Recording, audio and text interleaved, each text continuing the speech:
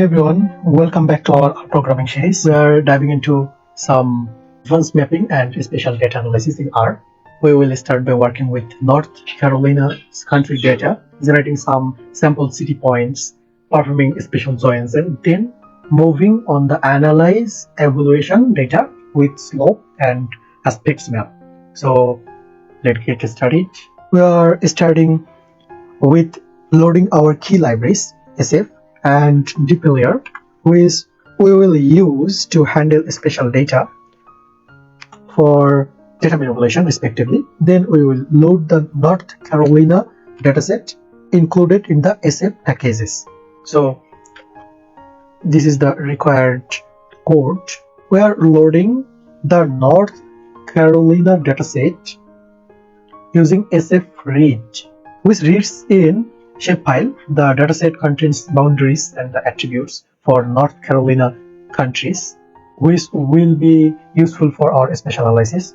Once we have loaded this, we can view it, understanding in a structure.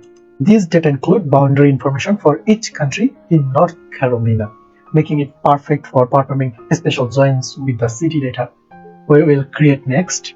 So next up, we'll generate some random city points within North Carolina.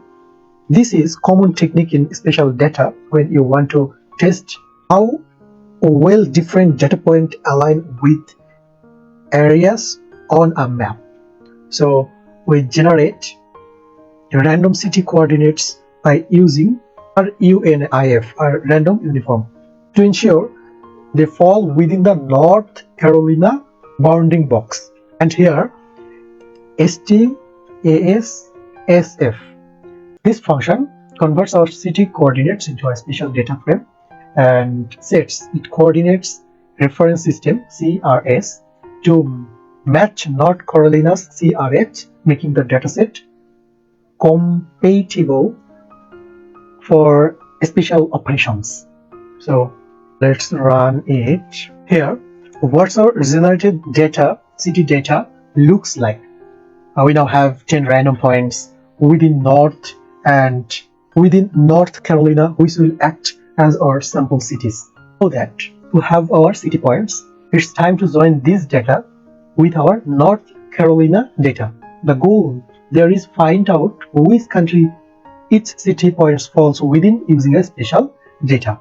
And for that, we used those function for join, stjoin function, and this is the joint result. Here stjoin function performs a spatial joint using st within, which checks each city point is located within the country boundary.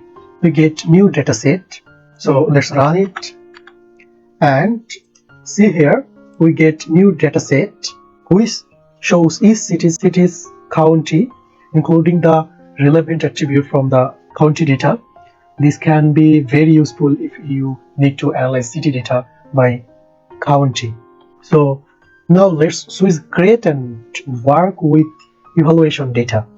We will be calculating slope aspect within our, which are commonly used in terrain analysis. Let's load the built-in volcano evaluation dataset and assign it a basic coordinates reference system CRS.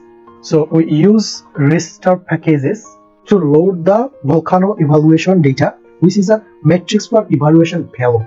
We assign to CRS with the PROJ project is equal to longlat plus datum is equal to WGS84. This settings allowing it to be compatible with spatial operations.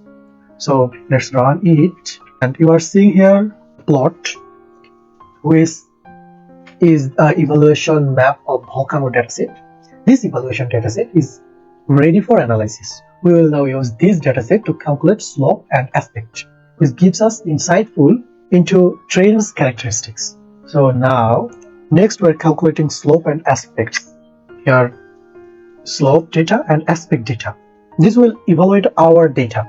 Slope shows us how steep to terrain is, while aspect includes the direction of each slope faces. So here we use train. This function is from the raster package to calculate the slope and aspects. And next we used setting plot is equal to slope.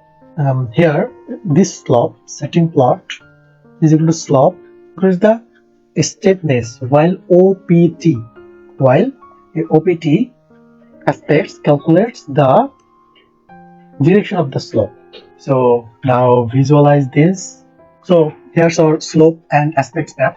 The slope map shows how steep each area is, and the aspect map reveals the direction of the each slope. This is a particularly useful in environmental analysis and land use planning.